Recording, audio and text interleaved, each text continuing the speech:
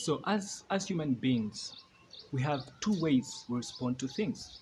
We look at things as big things, and we look at things as small things. And when I talk about things, I'm talking about circumstances, I'm talking about events, I'm talking about things that happen in our lives as we endeavor to move on. But then it's out of how we respond to these things that we are differentiated. I remember the quote of Viktor Frankl, who says there is a big difference between stimuli and response. In the response, in your response lies the power not to change circumstances, but to change who you are, to change yourself. Now, when we look at things as big and small, it has an effect. One, when you look at things as big things, it literally means that those things have power over you. You cannot control them. For example, when you have a baby who is sick, you'll say, oh, this is a small thing because you can control it. The small things are those that we can control.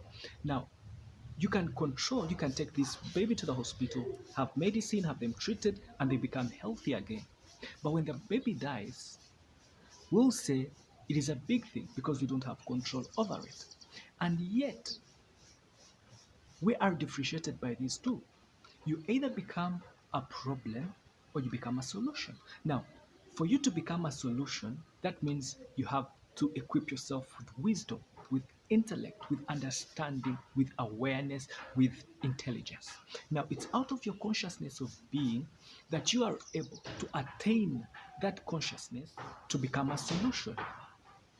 But when we look at things as things that are big, that means we are becoming the problem. We are adding on the problem because there is nothing to be done at all.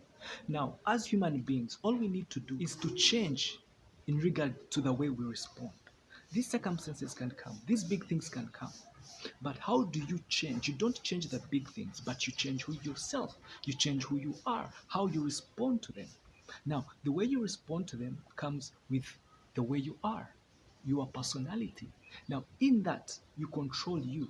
And in that silence, as you try to control you, in the long run, you're controlling the circumstances that are befalling you. And you're able to look at things not as big things as they are, but as small things that you can control and change. Because in that, in those things that we call big, lies the power, lies the bridge, lies the treasures that you're up to face up front so that you can be able to become all you desire to do be and have.